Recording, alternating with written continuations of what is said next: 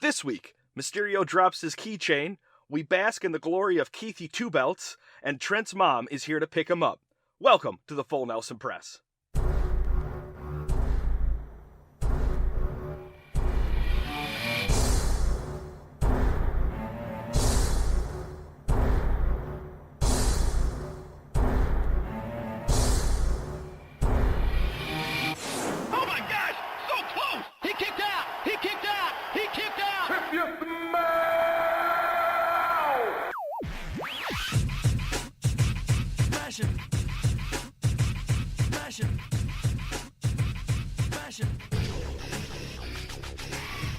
Hello everyone and welcome to the Full Nelson Press. My name is Brandon Kirkpatrick. I'm here with my co-host Peter O'Brien. You can find him on Twitter at MVP360. You can find myself on Twitter at JohnnyJonny_Tango. And you can follow the Full Nelson Press on Twitter at TFNP. Pete, how you been, bud? Dude, there was so much wrestling that I had to watch. I had to see with both my eyes. Right? So things have been kind of crazy with all wrestling right now. Right? We've had so NXT and AEW decided to break up their pay-per-views into 2-week increments, and then we have Extreme Rules. So we just decided let's just do a show. Let's just compare all three brands, go over every single event, and then see who really is the winner right now. I'm just really glad you gave me a chance to watch all of them because I really enjoyed one company's. I kind of liked another. I hated the one. Oh, and I think we already know which ones are which. But, are you sure? I think so. I think so. Do you like those? Do you like that lead-in? I kind of do. Well, let's get into. We're gonna start with the Great American Bash. This is NXT's pay-per-view. This was a 2-week event. We're just gonna shoot from the hip and just go through every match and just kind of give our thoughts on all of it. And just, I mean, we have a lot of wrestlers to talk about, a lot of matches, a lot of stupidity, a lot of storylines leading up to future events. There's so much going on in these 3 events. It's too much. All right, we're going to get into the number 1 contendership for the NXT Women's Championship. This was a fatal 4-way match. This was Tegan Nox, Mia Yim, Candice LeRae, and Dakota Kai. Mia Yim still has some issues with timing. That was my big takeaway from this. She's talented. She just needs to get her timing down. Yeah, the timing's off. And Tegan Nox and Dakota Kai, I'm sorry, I can't tell them apart. A lot of the matches when I'm watching with them, I'm like, I don't know who's who. They haven't set each other like apart enough for me to like really be like, wow. Now, granted, I don't watch NXT every week. Like, I watch the pay-per-views and I watch a couple lead-ups here and there. But yeah, those two, I just can't tell them apart. Candice LeRae, she just reminds me too much of Alexa Bliss. I don't know. I think it's time for the Gargano and LeRae to just move on. I think they've just become stale in the NXT company. I think that's the issue. Who ends up winning this match? It was Tegan Nox. Good for her. Yeah. Woo! Yay. Tegan, yeah. Woo. And the crowd went wild. They went crazy because they were paid to do so. They were paid. I'm so sick of these, everyone banging on fiberglass. Let's get this out of the way right now. You can tell this crowd is being paid to be there. Oh, yeah. Like, the more I'm watching the WWE crowd, it's just annoying. Like, they did have a couple good chants here and there, but they're so stale. I don't get it. Why is AEW's crowd work, but theirs don't? Well, I think what it is that in WWE, they're using developmental talent. Like, these people are just, they're paid to just cheer, where I think AEW is because they have such a smaller roster pool, they're using their active roster. So it makes it feel more like a party when it's the people who are going to be up next to wrestle are in the audience right now. I think gives it more of a party feel than just a bunch of the same people you see like Shorty Blackheart banging on the glass every 10 minutes. That's just what they cut to at the last 3 NXT or WWE events. Next match is Timothy Thatcher versus Oney Larkin. What a boring match. What a match full of headlocks and leg locks and arm bars, and it was just dull to me. I know it's this old school wrestling thing, but it just bores the hell out of me. Yeah, I was bored. I was over it. It was boring. Sorry. Like, I don't have anything to say. Because there is nothing to add. It was boring as hell. There was nothing to add. It happened. Next is Rhea Ripley versus Aaliyah and Robert Stone. So, is it just me, or am I happy that Aaliyah, like, finally got on a, like, it's not really, like, an event card, but, like, she at least got to be showcased, because you remember her when WWE Network used to have good shows, and they, like, featured her. She's been there forever. But I do like the Robert Stone little angle. I thought it was entertaining. The match was fine. I'm Right. not going to say it blew me out of the water, but like it was entertaining. Next is the strap match, Dexter Lumis versus Roderick Strong. This was a weird one. Dexter seemed to really enjoy this match. He seemed to almost want to just spank himself at some points. I like Dexter. I think he is a star in the making, but then I'm like, he'll get buried in the main roster, so why get behind him? Oh, he's totally just going to be a henchman. Until the main roster showcases NXT people, that's why it's just like, it's hard to get behind this talent because it has been shown time after time again. You get on the main roster, you get one chance to wow. If you don't, you get buried and you're a shtick and they just use you for comedic purposes. Exactly. This isn't going to go very far. I like Dexter, but yeah, I don't see him going very far with out of NXT. He's just going to be like a one-trick pony when it comes to this, like enjoying the pain kind of thing, and then that's it. Because Vince won't like it. Vince won't use it anymore. Like, he will not do it. Mm-hmm. Right, exactly. Next is going to be the main event of night one. This is Io Shirai versus Sasha Banks. I love this match. I thought it was a really good match. I thoroughly enjoyed it. I thought it was good. I liked it. Yeah, it was fine. It was fine. Been a long time since we've seen Sasha in a good match. We've seen her in a couple good matches. Asuka being involved, I really didn't dig, but I get why they did it. But Right. It was fine. As you can see for night one, everything was fine.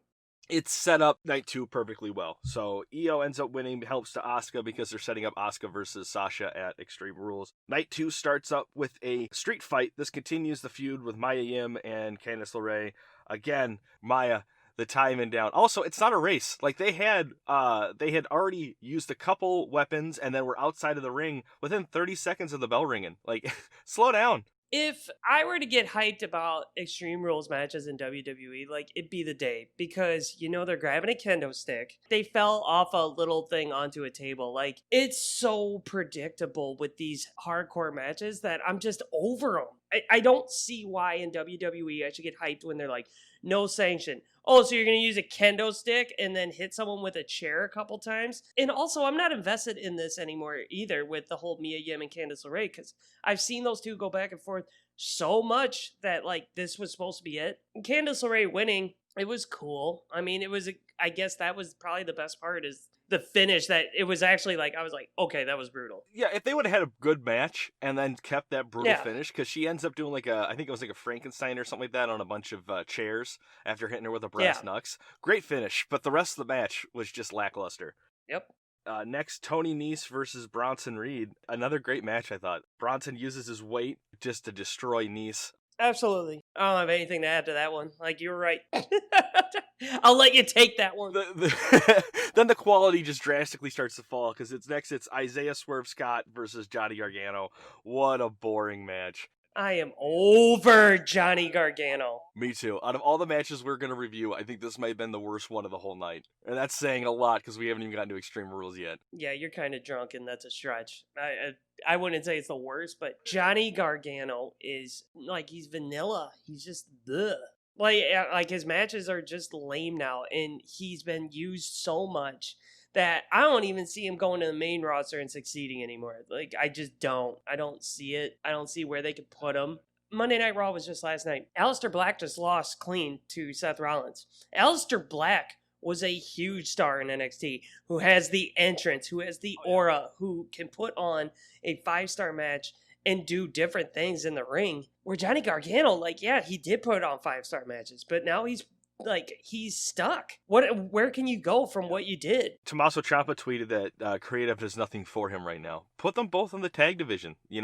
That's the only thing I could really see with Gargano is putting him in the tag division with Ciampa. Why not? Yeah. And that's not bad because there's no tag teams. There's nothing. And guess what's flourishing in AEW? Tag teams. The DIY could go anywhere. They really could. You could put them on NXT still if you really wanted to. Put them on SmackDown, put them on Raw. It's going to do nothing but elevate the tag division no matter where they go. Next is Drake Maverick and Breezango versus a new faction, I think it's Phantasm or something like that. I don't know. It's Santo Escobar, was it Walking Wild, and Raul Mendoza. I don't know much about these guys. Apparently they were luchadors. The match wasn't that bad. Yeah. No, they're a good match. I like Fandango. I like Tyler Breeze. Like, I wish they were still on the main roster because they could be flourishing right now. Well, I think if they invested into the NXT tag division, then Breezango could absolutely flourish there. But there is nothing going on with the tag division in NXT. But Breezango should be on the main roster because there's no tag teams, and you need tag teams. And the fact that they used the War Raider experience of raiding wars with Vikings and experiencing it, And trash cans. I don't care. They use them as a comedic stick when they're far from it. When you could have put Breezango in that spot. The one thing that it's just pointing out is that WWE just does not have a tag division in any three of their brands. No. Was Drake Maverick a work? Have we kind of forgot about that video? No, I think it really is. WWE or wrestling in general just has a weird way of blending reality into fiction, and I think that was one of those moments where they're like, you know what, we can turn this into a storyline. I don't know. I'm sorry, the whole Drake Maverick angle, the fact that I feel, this is just me, I feel like it was an angle, and I think they capitalized when they realized Drake Maverick has a following. So they're like, well, let's get him back. Let's use this as a story then. And Drake's just like, I just put my heart and soul out there. Well, good. That was the best you've ever performed for us. It was the best promo I've ever seen. Yeah, now you're hired. And the fact that he's a manager with Breezango makes sense, but I still can't get by that little lump of, did you just work us? If they did work it, they did it pretty well, because they had him come back on a pay cut on his new contract. I don't know. Next is Santana Garrett versus Mercedes Martinez. She comes out looking like a dubstep Undertaker. I don't like Martinez's at all. I don't know. I'm I don't not a big fan. This was a squash match. You didn't need it on this card. Throw it on an NXT in the future. Let her build up on, just do a regular NXT match. I didn't need that there. But let's get into the main event. This is the winner takes all NXT champion versus North American champion. Adam Cole versus Keith Lee. This match was a lot of fun. It was fine. It was fine. I'm not going to say it was crazy good because I've seen crazy good NXT matches. Oh, I'm not saying it was crazy good. No, but Adam Cole is the size of Keith Lee's leg, which bends the reality of if there's even a chance. Okay, maybe a little guy, but Adam Cole is super little. He's a star. Don't get me wrong. His presence and everything else is great. His look is just weird. I don't look at Adam Cole. If I saw Adam Cole on the street, I'd be like, huh, look at that pizza delivery guy. Give me Domino's. So Keith Lee, I was just just destroy him. When Keith goes, I must break him, was the best part of the match. That was good. Keith Lee's a star. Oh, absolutely. The only way I see Adam Cole really being successful, in the top, is he's going to be a manager to the Undisputed. Well, I don't think he's a manager. I think all of them are just going to continue to wrestle together. But I agree with you. It takes a village to push Adam Cole. You have to do the match completely right for Adam Cole. It worked with Gargano and Cole. I'm not going to lie. That match was sick. I love that match. But they were both little. But now, what's Adam Cole going to do if he comes up next to Orton? Seth Rollins is twice his size. You know what I mean? I do someday hope to see Adam Cole holding both the Universal and Cruiserweight belt at the same time. But that might happen. Now people are probably going to be like, well, Pete, what about Rey Mysterio versus Seth Rollins? Rey Mysterio is a technician in the ring. He runs all over. He does Hurricane Radas. Adam Cole doesn't do any of that. He just kicks. He just kicks and does his sunset flip. I like the Undisputed. I just don't like the Adam Cole being the king of it. The only way Adam Cole is going to be successful is if the Undisputed carries him up there. Good for Keith Lee, dude. Yeah, I know. He wins. Love it. I love Keith Lee. I think he's great. And I think they should have struck when the iron's hot with Survivor Series. They could have had bigger plans for him before all this COVID stuff happened, and they had to kind of just lock everyone into their own brands right now. But we'll see. I'm excited. I'm excited to see the next NXT event because I want to see if he's going to be pulling double duty. We'll see. We'll jump right into Fyter Fest. This is AEW's event. Jericho is on commentary for the entire night, and I loved it.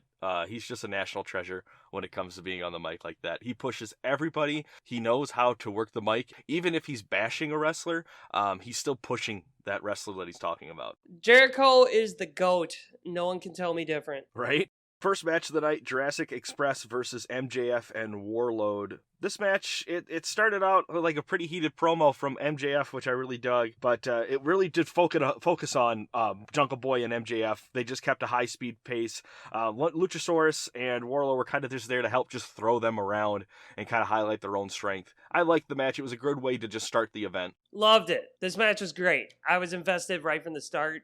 I love MJF. I love Jungle Boy. Luchasaurus is a star. Wardlow is going to be a beast. Loved it. I loved everything about this. Luchasaurus ends up getting the pin on Warlow. That's cool for Luchasaurus. Yeah. I'm excited to see what they're going to do more with MJF and Jungle Boy, because this feud could last all year. It's just so much fun. But it won't.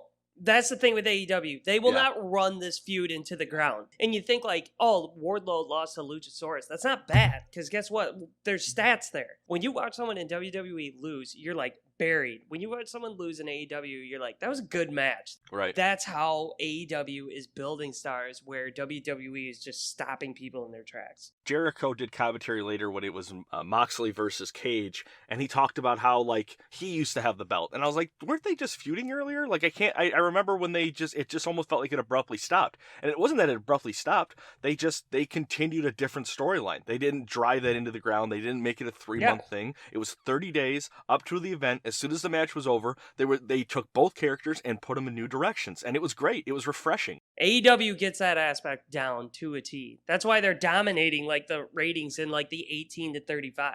Next is the AEW Women's Championship match. This is Hikaru Shida versus Penelope Ford. I like Penelope Ford. I've only seen her wrestle a couple times, but this was actually a pretty good match. One thing, Brandon, if we're going to be doing more AEW things, you got to look up names. What? Who did I say wrong? Hikaru? It's not Hikaru. Well, it's not pronounced Hikaru. I just say I call her Shida. Exactly, because it is Hikaru. I know it is. It is not. I'm pretty sure it's Hikaru. I don't think it's Hikaru. She's not an Inuyasha character. Well, we'll see. We'll see. All right. Well, what did you think of this match? Moving on. It was good. It was good. It was good. Ugh. Well, what do you want me to say? Like, I can't. It was good. It wasn't like a 5-star match. It was a really good match. It was good. I enjoyed it. I'm just trying to ruffle your feathers. Well, you're not going to ruffle my feathers too much with AEW because they get it. But they're starting to build their women up a little more, which is great. They have to. They understand that. Britt Baker was supposed to be their next one, and she breaks her leg, and then she breaks her nose again. So it's just like the doctor is getting destroyed. One big spot that I did like was Ford ended up dodging a top rope dropkick and countered it into a stunner. I thought that was really well done. I dig her. Like, I think she's good. I think she works. And, I mean, it was a good match. It was a good spot. And it was someone else challenging for the title. Like, I enjoy different challengers. Exactly. I think it builds the champion, and it also builds the belt. Speaking of belts, we're moving on to the AEW TNT Championship match. Cody Rhodes versus Jake Hager. Hager comes out in Fruit of the Loom trunks, it looks like, and he comes out with the moniker of Rock Hard Jake Hager. You don't need to come out to that, dude. Dude, he's really rock bad. hard, man. Cody comes out with that tattoo, so I guess he's keeping it. Yeah, it's permanent. And then Arn Anderson comes out with what looks like an NFL playbook kind of clipboard. What is that about? Oh, yeah. He's the manager, so he's calling the shots. Cody and Jake Hager, it was a good match. It was. I mean, Jake Hager is still like Jack Swagger-ish, you know. To be honest, though, I was getting behind Jack Swagger when he was doing the We the People, and then he decided to weed the people and smoke and get banned and get buried. But I was getting behind that. Like, I dug it. Like, he needed that. Not that Rage Against the Machine entrance, which, by the way, is one of my favorite bands. That's saying something. It just didn't fit. Right. It was a bad entrance song. So the We the People thing was just like, this is sweet. The fact that Jericho put him in his inner circle, you're just like, okay, Jericho, so you see something in Hager. And I trust Jericho's judgment, and so far I haven't missed. I mean, except for the whole, Sammy Guevara, hey, you better clean up your life. But other than that, like, it was good. I liked it. It was a good, entertaining match. And the big thing, I'm just going to say this now, AEW matches, you see different things in each match. WWE has become so stale to me, especially on like Raw and SmackDown, where it's Irish whip, throw into the corner, splash on the corner, chop, headlock, some submission move, sunset roll up, or small package roll up, win. It's stale. You don't get like really definitive like matches anymore. You get the rare ones. AEW has been putting on matches all the time. Like, all their matches, you're like, okay, this is really good. This is neat. I don't get to see this stuff. I think there's one thing that you see, and I think you see it a lot more in indie shows, is that with WWE, you can feel how choreographed the spots are. You know that they're trying to get to these spots. Where with indie shows and AEW, those spots feel more spontaneous. They're all over the place. They're not like, all right, we want to get to this spot, but you're not going to see how they set up to get to that spot. And I think that is a really cool way they do it. They don't have it down to a timing thing that it almost feels like at 3 minutes and 20 seconds, I have to make sure someone is at the top rope. Where with AEW, they're knock them out of the ring. They do a little bit here. They almost throw them through a table, and then they do a big spot near the steps. You know, I like how spontaneous it is. And I think it's because they're using a lot more of, you know, those indie wrestlers.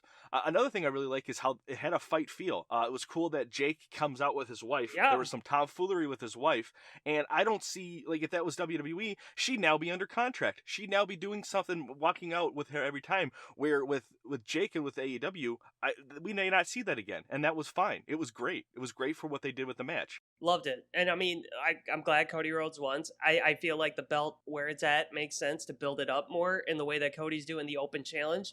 Who cares if he took that from WWE? For some reason, WWE got rid of that. That was the best thing about the United States title, especially when Cena had it, because you had such good matches. Because out of nowhere, there was Neville, there was Zayn, there were then Kevin Owens.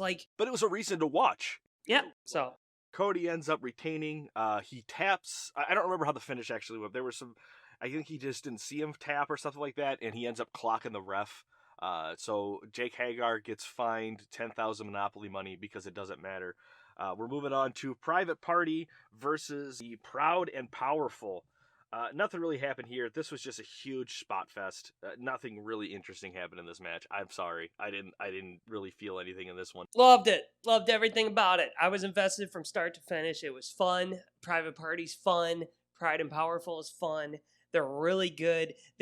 Pride and Powerful does over the top sells, which I think are hilarious. Private Party is a star. Like, they're going to be great. It goes back to AEW and tag teams. Like, there's so many good tag teams.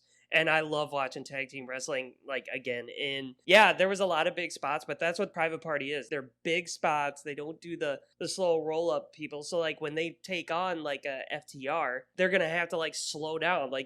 That's what's going to make the dynamics work. So, yeah, I loved it. It was fun. Maybe I was just more distracted by Jericho and Orange Cassidy because they were just yelling at each other, or I guess Jericho was just yelling at Cassidy on the commentating table the whole match. I was dying laughing at that, and then I'm like, oh man, look at that spot. It was awesome.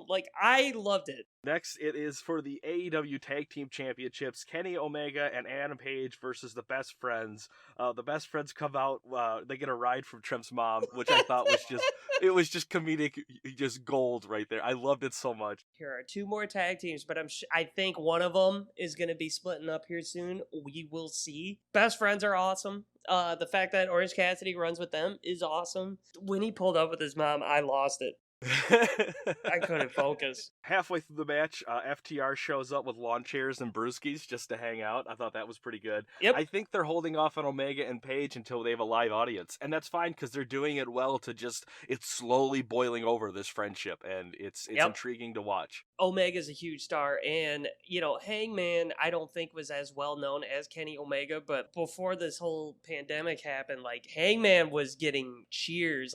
People love Hangman. And they're like, there's our baby face. I wouldn't even put a baby face. I would say face.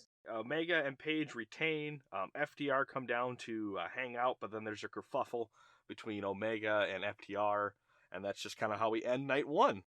So, but night two starts. We're right back in it. We got Hangman and Omega taking on Private Party. Another great opening tag match. They end up retaining their titles, but you could really tell they're not on the same page. And that's just really good storytelling right there. That was. I liked it.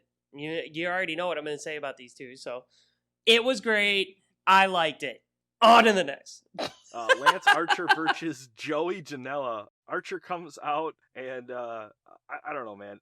Janela was there to be the punching bag for Lance Archer. The Murder Hawk has been billed to be a powerhouse, and AEW did it right. It's almost like everything Cody learned from WWE, he's just chucking out the window and being like, we're doing it like this. Janela's a known person, so him destroying him like that, like when he threw him out of the ring through the table and then started slamming his head on the table, I was like, it's awesome. That was pretty good. I don't know. Maybe I was just more distracted because Jake the Snake Roberts showed up in all of his best denim. Well, he's an old guy. That's what they wear, denim. So yeah, Archer wins. I maybe I just don't see it in him yet. It was maybe it's just the right opponent, but I don't know. I feel like he's just a poor man's Brian Cage. Oh, get out of here. Brian Cage is yoked. That dude is beyond jacked. He's a Jersey Shore knockoff. Like, he's like if Ronnie left the Jersey Shore in pursuit of wrestling content. That's Brian Cage. Moving on, it's the Young Bucks and FTR versus the Lucha Brothers and Butcher and Blade.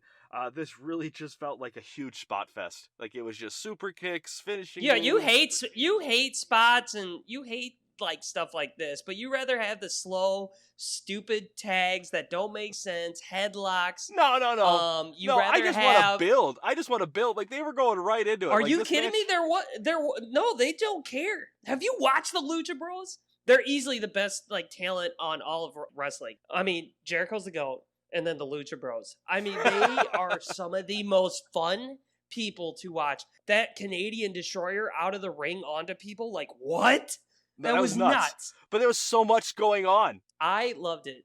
Okay, now the one thing I will say, the Young Bucks, yeah, they are a super kick party. They do super kicks a little too much. I think it's my biggest issue is the Young Bucks. I don't know. I don't see it. It's just super kicks. That's all it is. But the thing is like they've had matches and tag team like moves that were super, super good. So like when I just see them sit there and just keep super kicking, I'm like, oh, come on, again? That's what I'm talking about. But I guess that's their thing. If you go back to like New Japan, you go to everything, like that's their spot.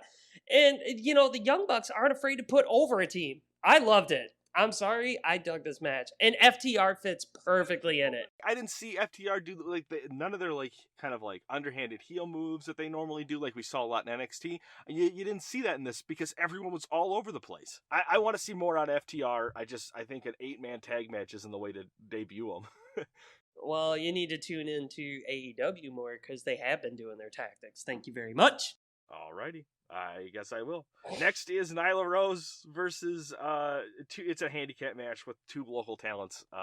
She ends up winning and then says she needs a manager too, which we find out is Vicky Guerrero. Yeah, let's just say, who cares about the match? Vicky Guerrero's back in AEW. Dug it. Is that weird? No, I mean, I don't know. I want to see where they go with it. I don't really know what this does to Nyla Rose. She can't talk. That's her problem. Putting Vicky Guerrero with her, one of the most heel managers.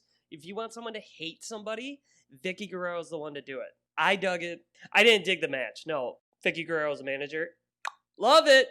Next, we're moving on. It's Colt Cabana and the Dark Order versus SCU. I don't understand why Colt Cabana in this whole Dark Order storyline, but I love it. I think it's great. Dude, I'm just going to keep raving about AEW. Dude, you're over the moon with them. It was good. Yeah, so the match itself, Brody ends up giving Colt the win. I don't know what this... It almost feels like they're, like, getting him ready for something. Almost like when you're feeding a pig, you're getting ready to eat. You know, like, there's something going on here, and I'm interested in seeing what it is.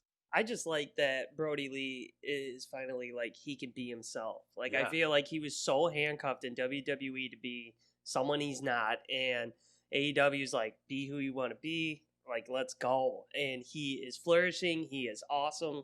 I always thought he was one of the most underrated people in WWE, so this is great. He really reminds me of that villain from Far Cry 5 with the sunglasses and the Doomsday Cult. Oh, I see a lot of that, and I love it. Yeah, good shout out. That game is fun. So much fun. Let's get to the main event, what we've all been waiting for, Chris Jericho versus Orange Cassidy. What a hilarious match. What an awesome match. It goes back to Jericho being the GOAT, dude. Right. He took a guy who doesn't talk. Now, granted, if you watch Orange Cassidy, he's actually, like, good. Like, he has a wrestling background.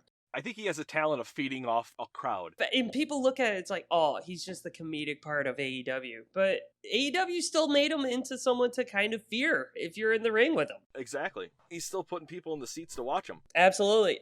Jericho, bravo, dude. Like, he just keeps getting better and better. Right. Like, I can't help it. Biggest thing I didn't like about this match was Jericho couldn't also be on commentary. Yeah, if Jericho was out there too. Because then they had the Fight for the Fallen or whatever AEW called it. Yeah. And Orange Cassidy comes out and does the thumbs down. Orange Juice just gets dumped all over Jericho. Loved it. Yeah. Jericho goes to the end of the show and he just sits there and he's just like, I'm covered in orange juice, JR. And he goes, yeah, you smell like shit. And I'm like, and then they cut it and then the show was over. I died. It was so good. But let's get into Fight for the Fallen. Originally, it was Jon Moxley versus Brian Cage was going to be the main event of Fyter Fest, but they ended up moving it to Fight for the Fallen. So we're just going to talk about just that main event. Something that did happen was Brian Cage is now the FTW champion. So they brought back that relic. That's cool, I guess. I like he's back with Taz, too. I like Taz. I've always been a fan of Taz. Now, the belt is cool, too. The fact that Darby Allin is back, thank God. Darby Allin is awesome, and he's a really good skateboarder. He does this thing where he skateboards and jumps onto a rail and then does a backflip onto a skateboard. Like, it's insane. Really? Like, it's so cool. So Darby Allin comes back, and I love that he incorporates a skateboard. But like I said, the one thing that scares me about Darby Allin is he's going to destroy himself, and his career is going to be cut so short. Like, I like that he has cool spots, but come on, dude. Could you take a breather? But yeah, the main event was Jon Moxley versus Brian Cage. Something that kind of irked me about this one is it turned right into a Falls Count Anywhere street fight. Like, they're like, the refs just using discretion as they're hitting each other with chairs and throwing each other's into the stairs and using the barricade and being outside the ring way longer than the 10 count. Like, I don't know. Like, just say it was a no disqualification match. That whole thing was just distracting to me. Yeah, that's one thing. That's like some of the criticisms of AEW. That's a lot of... You're not the only one.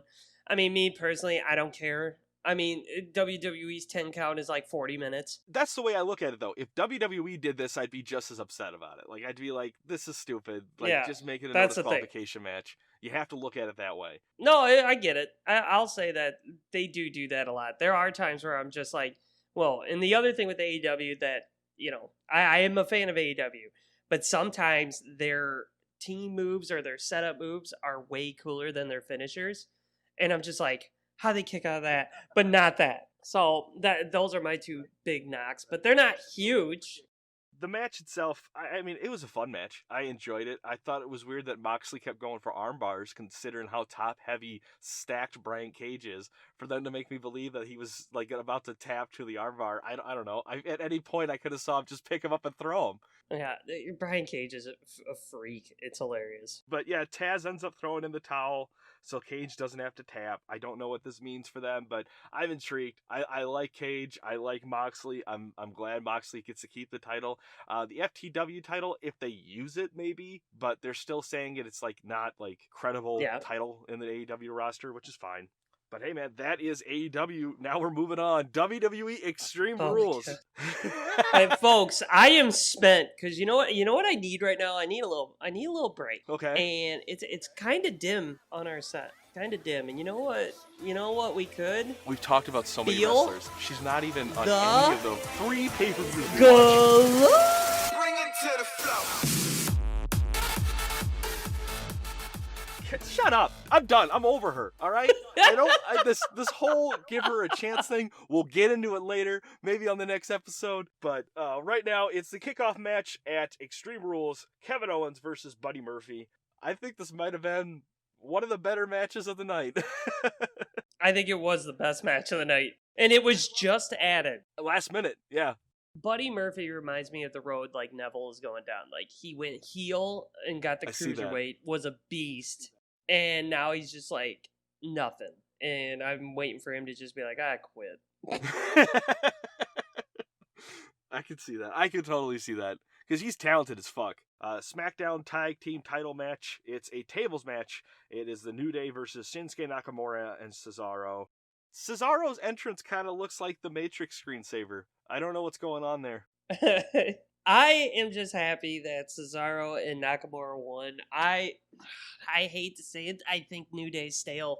Dude, you've been saying New Day's been stale for like 3 years. But it's just stale. Their whole like, and they're like, yeah, they're funny here and there, but like they've been getting the belts nonstop. Like they just throw it on them, and I'm just the fact that Nakamura and Cesaro won is cool. Now cool. the way Cesaro won was awesome. That power bomb, that was great. Kofi died. He did die. He did die. Yeah, and Cesaro is the man. Like Cesaro can make anybody good. They were like, oh, Cesaro, yeah, he got his belt. Like you people say he needs a chance. It's like he's better than everybody on the roster. Like technically, he just can't talk. And the fact that when he won, takes the belt over to Cole and goes, they talk too much. We just show, and then they leave. I'm like, thank God. Maybe that'll be their stick, and WWE will let that happen. Like, I don't need a goofball tag team all the time. Like, I just feel like that's what they're still trying to do, the old comic gimmick that just isn't there anymore. Well, that's what worries me about it, is because it didn't feel like a big victory to me. It felt like this is the beginning of a transition to another team. Yeah, I think the Usos will come back and take it. Or somebody, or a new tag team or something, but I don't see this lasting long. I don't either, and that's what sucks. And that's where they've put Nakamura and Cesaro, as people are just like, cool, they won. They'll probably lose it next week. Like, right? You know, that's our thought process right now. Next is the SmackDown Women's Championship match, Bayley versus Nikki Cross. Man, what a slow match. Nothing notable happened here. Bayley ends up using the boss knucks on Cross. Punched her in the stomach. Yeah, and then he retains the belt. Like, that was it. That's all that happened. What a shit show. Just a punch to the stomach, and I'm just like, that's it? That's what happened? Done. You've been punching her stomach the whole match. You actually hit her stomach like 12 times in the corner, and that one punch did it? That's it? That's your moment? Get out of here. Right. Also, Nikki Cross and the Alexa Bliss like tag team, I don't get it. Bliss Cross applesauce? No part of me gets behind that. You know what I did get behind? Sanity. I got behind Sanity, and they didn't let Sanity do anything. Next is going to be the United States Championship match, maybe, because MVP comes out. They say that because of an injury, Apollo Crews can't compete. There's rumors going around that he might have a COVID, but nothing has been confirmed. He might have just been in contact with someone and they have him in quarantine. You don't know. It's COVID related. It's not a bulging disc. No. That's for sure. I don't understand the logic of them saying that MVP made this belt and is like, now it's mine, I'm keeping it. I guess Monday they started this new faction, which is called the Hurt Business, which is MVP, Bobby Lashley, and Shelton Benjamin, and I kind of dig it. Well, they've been building this faction for a couple weeks now. Yeah, quite some time. MVP being with Lashley makes sense. Shelton Benjamin needs to be like with them too. Like, he's too good to just not be doing anything. I love it. I mean, like, hell, I would dig if Apollo Crews just jumps ship and joins them. I'd be cool if Shelton Benjamin and Bobby Lashley became tag champions. They are both incredibly talented. I'm a huge Shelton Benjamin fan. Why not go this route? Think of this. Have Apollo Crews come back and team up with Lashley because he doesn't have a belt. So they get the tag team belts. That'd be cool. I mean, the 24/7 needs to go. But I would almost say have Shelton Benjamin be the United States champion, have MVP be the manager, and have Lashley and Apollo Crews win the tag belts. Or Apollo Crews and Shelton win the tag belts. Lashley's the WWE champion. Yeah, that'd be cool too. I dig that. I'm totally on board for that. I'm excited to see where they go with this faction. I feel like, though, this faction's going to end up working its way on the SmackDown. I mean, that's just the way it's going to be. But, yeah, like, how can we get behind it? You know, next week it's probably going to get destroyed. I mean, to be honest, it kind of hurt that just last night Shelton Benjamin won the 24/7 belt. That's still a belt. And they all lost to Ricochet, Cedric Alexander, and Ali. Who else? Ali. They lost to them. So it's not a good start for the faction. So next is the eye for an eye match, Pete.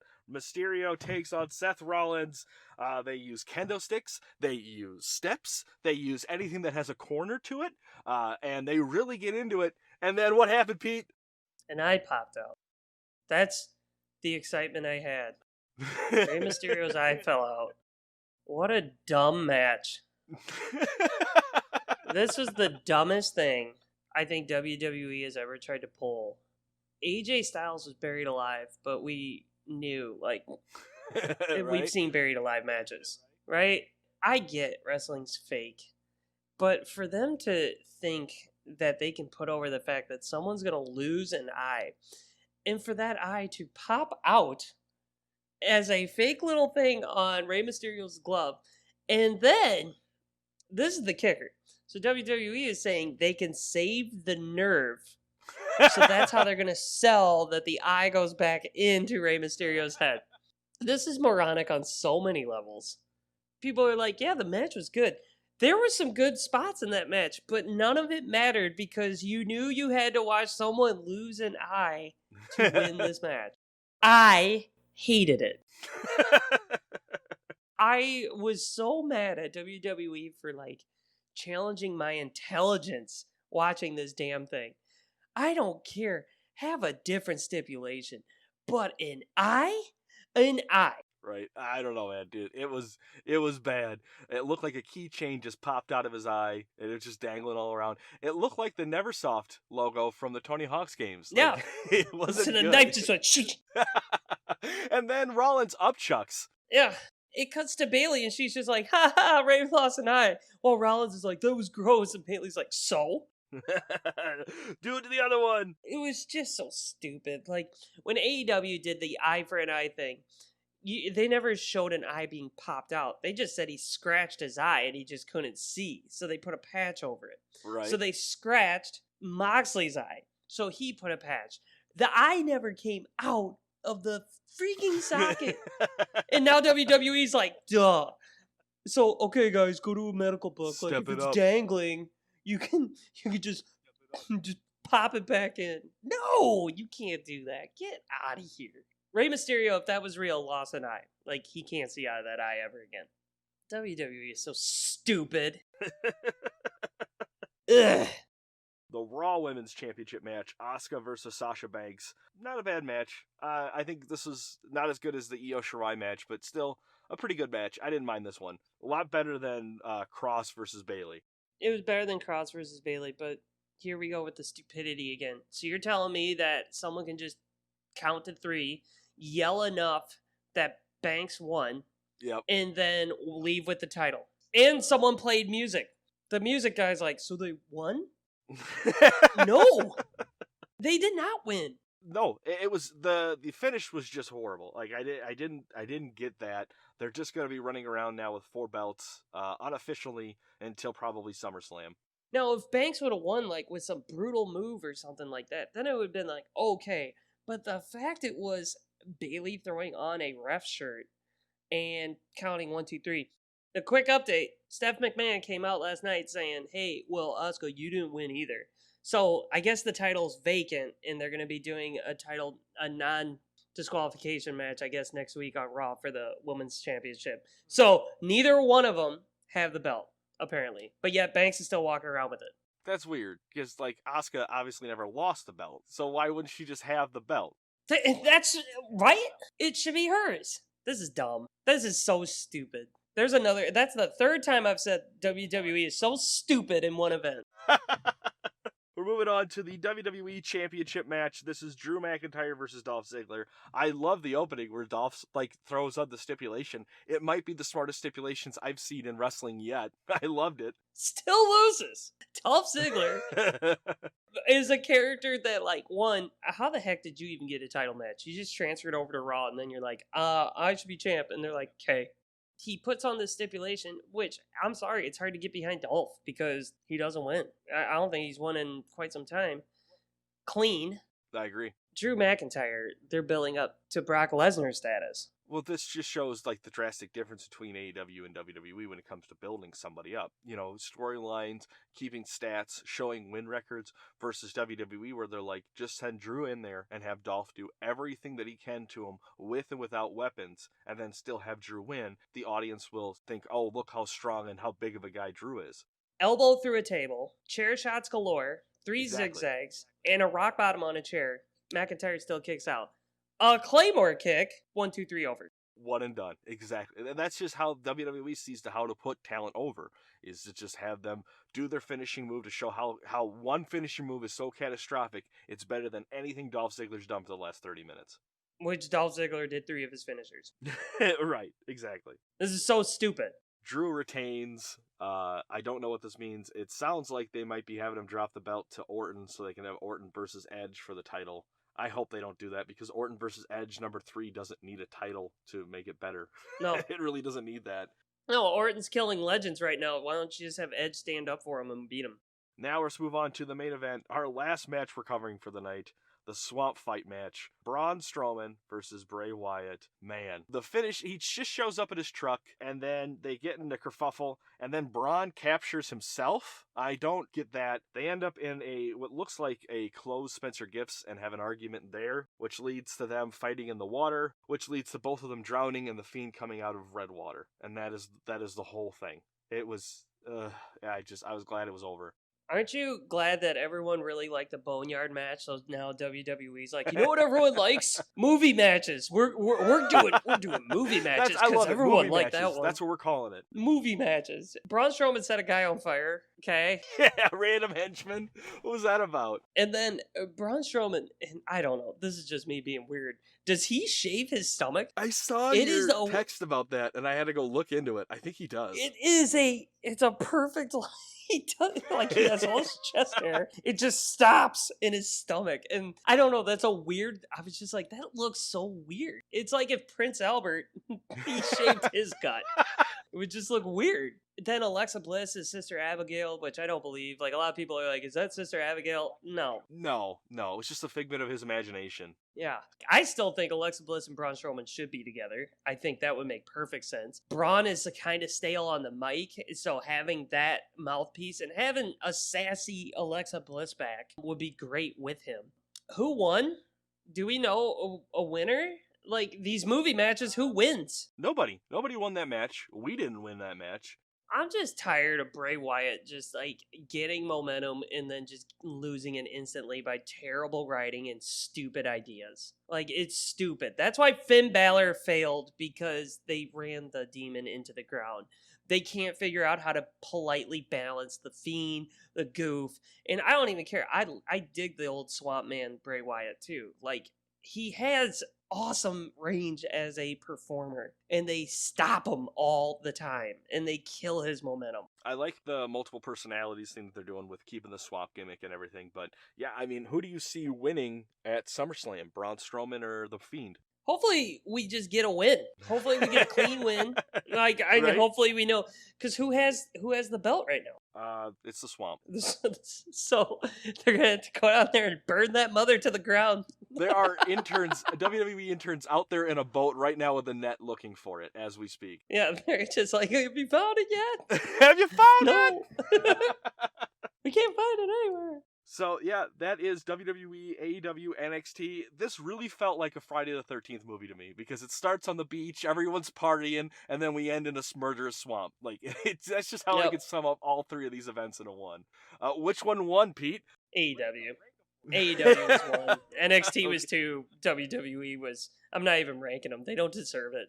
I was really torn on obviously WWE is 3, but I was only torn between NXT and AEW because I felt like the presentation of AEW is so well done. I love the outside arena. I love that the crowd looks like they're having fun. They're not banging on plexiglass the whole time. But I really enjoyed what they were setting up. This was just a whole like send off to Adam Cole and a big push for Keith Lee. And I thought that NXT's end goal, I think, felt more important than AEW's, but I think I'm going to go with AEW number 1 because I had a lot of fun. You could tell the roster is having fun. They're putting over talent. They're getting me interested into wrestlers I've never known before. Makes me want to know their names, even though I'm doing a horrible job at it.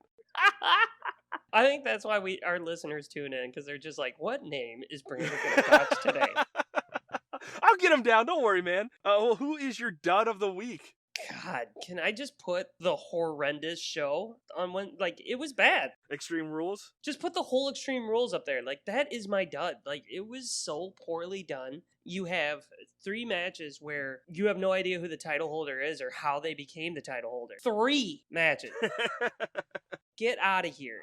I'm going to go with Johnny Gargano. Yeah. From where he was to what he is now, I just don't care. Yeah. Stud of the week? Dude, it's Jericho. Jericho, just whether it's commentary or in a match, like everything he did during all this, like, it's Jericho. Like, he was so good. I mean, it was peak Jericho on all 3 events, because he even did commentary for the fight for the Fallen. I'm going to go with Keith Lee, just because I think out of everyone out of tonight, he's the biggest winner. Keithy 2 belts is what I'm going to start calling him. I would do that, but I just thought Jericho was just a hair better. It's a close call. I could see why. Jericho took on a guy who wasn't a mainstream wrestler. He took like a mid-carder in Orange Cassidy and made him into a megastar basically overnight, where Adam Cole was great. You've seen him in matches. I'm not an Adam Cole fan, but everyone likes him.